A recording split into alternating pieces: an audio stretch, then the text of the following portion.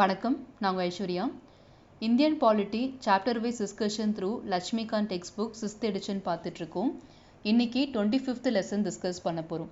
Making of Constitution அப்படின்ற தலைப்புல 12th part இன்னைக்கு நம்ம பார்க்க போறோம். Representation of Constituent Assembly அப்படின்ற தலைப்புல.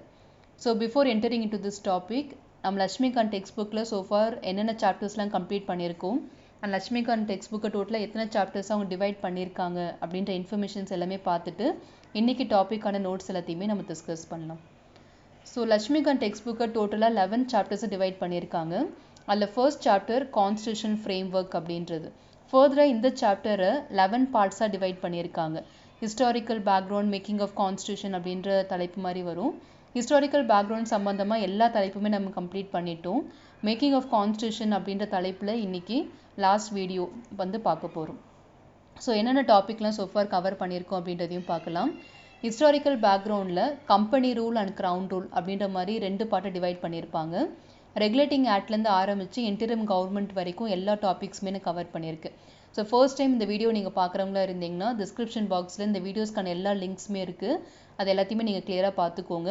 ஏன்னா ஹிஸ்டாரிக்கல் பேக்ரவுண்ட் பொறுத்த வரைக்கும் மாடர்ன் ஹிஸ்ட்ரிக்கும் ரொம்ப இம்பார்ட்டன்ட் அண்ட் நம்மளோட இந்தியன் பாலிட்டிக்கும் ரொம்ப இம்பார்ட்டண்டான டாபிக் இது. Second, making of constituent assembly அப்படின்ற தலைப்பில் டிமாண்ட் ஃபார் அ கான்ஸ்டியூண்ட் அசம்பிளிலேருந்து ஆரம்பித்து representation in a constituent assembly வரைக்கும் கொடுத்துருக்காங்க.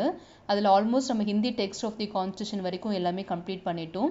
இந்த தலைப்பில் லாஸ்ட் பார்ட் வந்து representation in constituent assembly. So முன்னாடி நம்ம கவர் பண்ண எல்லா வீடியோஸ்க்கான லிங்க்ஸுமே டிஸ்கிரிப்ஷன் பாக்ஸில் இருக்குது. ஸோ இந்த வீடியோஸ் எல்லாமே பார்த்ததுக்கு அப்புறம் தான் நீங்கள் ரெப்ரசன்டேஷன் கான்ஸ்டியூண்ட் அசம்பிளி பார்க்கணும். அப்போ தான் இந்த டாபிக் கிளியராக புரியும். இல்லைனா உங்களுக்கு ஏன்னா இது ஃபுல்லாகவே கண்டினியூ ஆகக்கூடிய டாபிக் இது. ஸோ டிமாண்ட்லேருந்து ஆரம்பித்து ஹிந்தி டெக்ஸ்ட் வரைக்கும் ஃபுல்லாக படிச்சுட்டு அதுக்கப்புறமா ரெப்ரசன்டேஷன் கான்ஸ்டியூண்ட் அசம்பிளி அப்படின்றத பாருங்கள். ஒன்ஸ் இது முடிஞ்சதுக்கு அப்புறமா அடுத்த வீடியோ வந்து உங்களுக்கு MCQ செஷன் இருக்கும். குவிஸ் மாதிரி ப்ரொவைட் பண்ணியிருப்பேன். அதில் உங்களுக்கு டைமர் ரன் ஆகும். அதை பேஸ் பண்ணி நீங்கள் எல்லாமே கொஸ்டின்ஸ் ஆன்சர் பண்ணலாம். அதுக்கான கீயும் டீட்டெயில்டு எக்ஸ்ப்ளனேஷன் எல்லாத்தையுமே நான் ப்ரொவைட் பண்ணுறேன். ஸோ தட் உங்களை நீங்கள் எவாலுவேட் பண்ணிக்கிறதுக்கு ஈஸியாக இருக்கும். அதுக்கப்புறமா நம்ம 3rd சாப்டரை வந்து டிஸ்கஸ் பண்ணலாம். ஸோ இன்றைக்கி topic representation of constituent assembly. அதில் மேஜராக என்னென்ன கொடுத்துருக்காங்கன்னா ஃபுல் ஆஃப் டேபிள்ஸ் தான் இருக்கும்.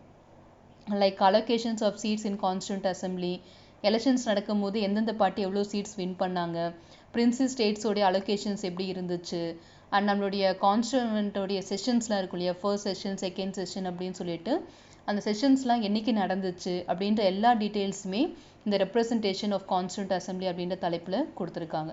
1 by 1 நம்ம டீட்டெயிலாகவே பார்க்கலாம். ஃபர்ஸ்ட் நம்ம பார்க்க போகிறது allocation of seats in the constituent assembly of India.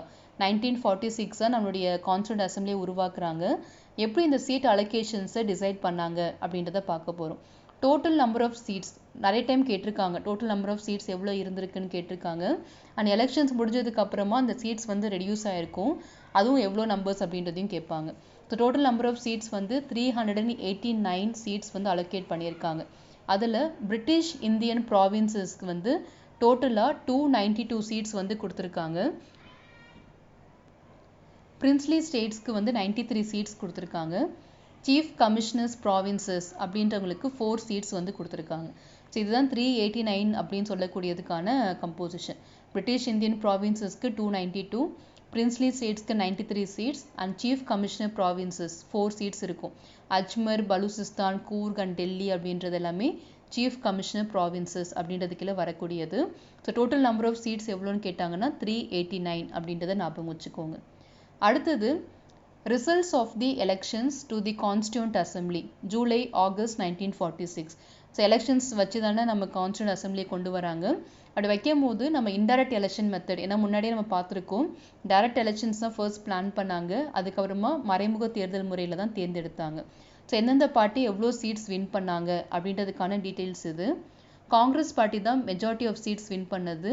208 seeds, 208 seeds வந்து வின் பண்ணியிருக்காங்க. முஸ்லீம் லீக் பார்த்தீங்கன்னா 73 சீட்ஸ் வின் பண்ணியிருக்காங்க. Unionist party, Unionist Muslim, Unionist schedule caste, Krishak Praja party, schedule caste federation, Sikhs and communist party இவங்க எல்லாருமே ஈச் 1 சீட் வின் பண்ணியிருக்காங்க.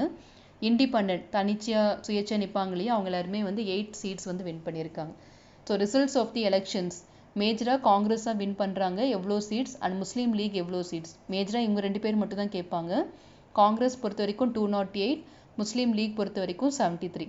So out of 389 வந்து 296 seats win பண்ணதுக்கான details எல்லாத்தையுமே ப்ரொவைட் பண்ணியிருக்காங்க. ஸோ அடுத்த information, community wise representation in the constituent assembly. அதாவது ஹிந்துஸ் எவ்வளோ பேர் இருந்தாங்க, முஸ்லீம்ஸ் எத்தனை பேர், ஆங்கிலோ இந்தியன்ஸ் எத்தனை பேர், இந்தியன் கிறிஸ்டியன்ஸ் எத்தனை அப்படின்ற மாதிரி கம்யூனிட்டி வைஸ் ரெப்ரசன்டேஷன் வந்து கொடுத்துருக்காங்க. ஸோ அதுலேயும் நம்ம ஹிந்துஸ் தான் அதிகமாக இருக்காங்க. 163 ஸ்ட்ரென்த், அதாவது 163 சீட்ஸ் வந்து நம்ம வின் பண்ணியிருக்கோம். முஸ்லீம்ஸ் பொறுத்த வரைக்கும் 80 சீட்ஸ் வின் பண்ணியிருக்காங்க. ஷெட்யூல் கேஸ்ட் வந்து 31 சீட்ஸ் அண்ட் இந்தியன் கிறிஸ்டியன்ஸ் அப்படின்றது 6 number of seats. Backward tribes அப்படின்றவங்க 6, சீக்ஸ் வந்து 4 பேர் வின் பண்ணியிருக்காங்க. ஆங்கிலோ இந்தியன்ஸ் 3, பார்சிஸ் அப்படின்ற கம்யூனிட்டி வந்து 3 சீட் வின் பண்ணியிருக்காங்க. ஸோ சீட் வைஸ், அதாவது கம்யூனிட்டி வைஸ் யார் யார் எவ்வளோ சீட்ஸ் வின் பண்ணியிருக்காங்க அப்படின்றதுக்கான டீட்டெயில்ஸ் இது. ஸோ இது கேள்வியில் பெரும்பாலும் கேட்பாங்களான்னு சொல்ல முடியாது, ஜஸ்ட் இது கோ த்ரூ மட்டும் பண்ணிக்கோங்க. ஹிந்துஸ் அண்ட் முஸ்லீம்ஸ் இவங்க 2 பேர் மட்டும் கிளியராக நோட் பண்ணிக்கோங்க, ஏன்னா அதுதான் இம்பார்ட்டண்ட்டாக கேட்பாங்க. மற்ற கேஸ்ட் அண்ட் கம்யூனிட்டி பற்றிலாம் அதிகமான கொஸ்டின்ஸ் வர்றதுக்கு வாய்ப்புகள் கம்மி தான். அடுத்த கிளாசிஃபிகேஷன்ஸ் என்னென்னு பார்த்தீங்கன்னா, ஸ்டேட் வைஸ் மெம்பர்ஷிப். ஸோ நம்ம முன்னாடி பார்த்தோம் British Indian provinces and princely states, chief commissioner ப்ராவின்சஸ்லாம் பார்த்தோம்ல. அதில் வந்து state wise membership of the constituent assembly of India on December 31, 1947 யார் யார் எந்தெந்த இடத்துலேருந்து வந்திருக்காங்க அப்படின்றதுக்கான டீட்டெயில்ஸ் இது.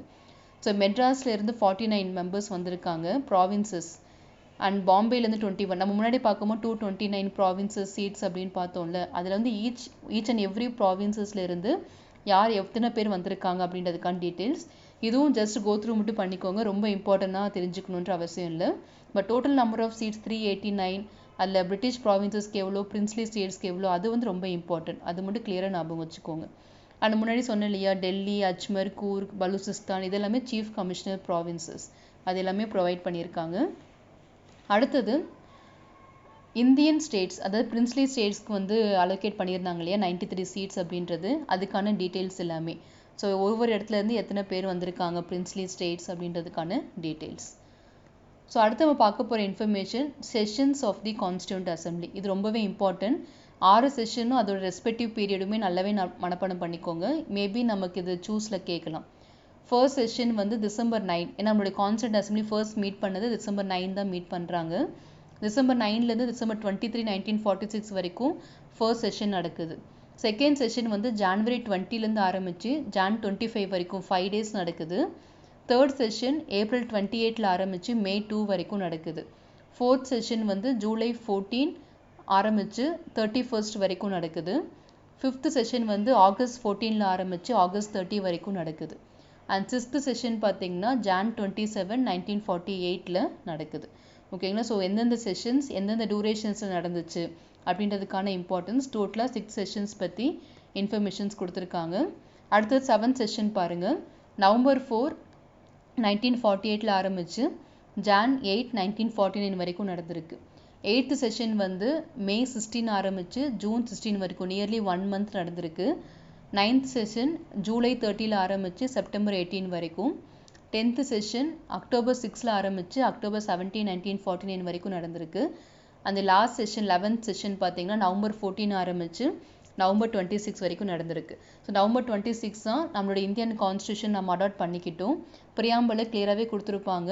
We the people of India adopted our constitution on November 26, 1949. So அதனால தான் அந்த டேவை வந்து கான்ஸ்டியூஷன் டே அப்படின்ட்டு செலிப்ரேட் பண்ணிகிட்ருக்கோம். ஸோ டோட்டலாக எத்தனை செஷன் நடந்திருக்கு அப்படின்னு கேட்டாங்கன்னா, கான்ஸ்டியூண்ட் அசம்பிளியோட செஷன்ஸ் வந்து 11 செஷன்ஸ் நடந்திருக்கு. ஸோ இவங்களோட டியூரேஷன்ஸ் எவ்வளோன்னு பார்த்தீங்கன்னா நியர்லி 3 years எடுத்துக்கணும். 2 years, 11 months and 18 days நடந்திருக்கு. ஸோ நம்மளோட இந்தியன் கான்ஸ்டியூஷன் டோட்டலாக டிராஃப்ட் பண்ணி முடிக்கிறதுக்கு நமக்கு நியர்லி 3 வருஷம் ஆயிருக்கு. ஸோ நமக்கு அடுத்த இன்ஃபர்மேஷன் அதான் வரும். ஒவ்வொரு நாட்டிலையுமே வந்து எத்தனை டேஸ் எடுத்திருக்காங்க அவங்களுடைய அரசியலமைப்பை முடிக்கிறதுக்குன்னு சொல்லிட்டு இம்பார்ட்டன்ட் நோட் கொடுத்துருக்காங்க. என்னென்னு பார்ப்போம். The Assembly met once again on January 24, 1950 when the members appended their signature to the Constitution of India. So November 26 adopt பண்ணதுக்கு அப்புறமா Jan 24 அன்னைக்கு மறுபடியும் மீட் பண்ணுறாங்க. அன்னைக்கு தான் எல்லாருமே சிக்னேச்சர் ஆஃப் தி அரசமைப்பில் எல்லாருமே கையொப்பம் இடணும் இல்லையா, அந்த கையொப்பம் எல்லாமே இட்டது எந்த நாள் கேட்டாங்கன்னா Jan 24, 1950, 2 days before the Republic Day. நம்ம அந்த பூர்ண ஸ்வராஜ் டே அந்த டேக்கு முன்னாடி பண்ணியிருக்காங்க. So time taken by framers of other constitution. So ரொம்ப இம்பார்ட்டன்ட் இது. America USA United States of America அவங்களுக்கு டோட்டலாகவே வந்து 7 ஆர்டிகல்ஸ் தான் இருக்குது. நம்மளோட இந்தியன் கான்ஸ்டியூஷன் எல்லாருக்குமே தெரியும், நியர்லி 450 ஆர்டிகல்ஸ் இருக்குது. அவங்களுடைய டைம் டேக்கன் எவ்வளோன்னு பார்த்தீங்கன்னா 4 மாதம் தான் ஸ்பெண்ட் பண்ணியிருக்காங்க, லெஸ் தென் 4 months.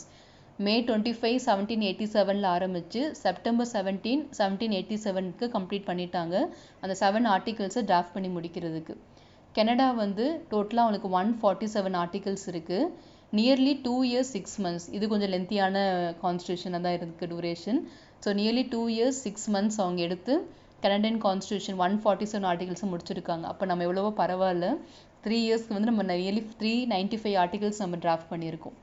ஆஸ்திரேலியா பொறுத்த வரைக்கும் 128 அப்படின்றது, but more then India nearly 9 years அவங்க எடுத்திருக்காங்க. 1891 ஆரம்பித்து 1900 வரைக்கும் அவங்க டிராஃப்ட் பண்ணியிருக்காங்க.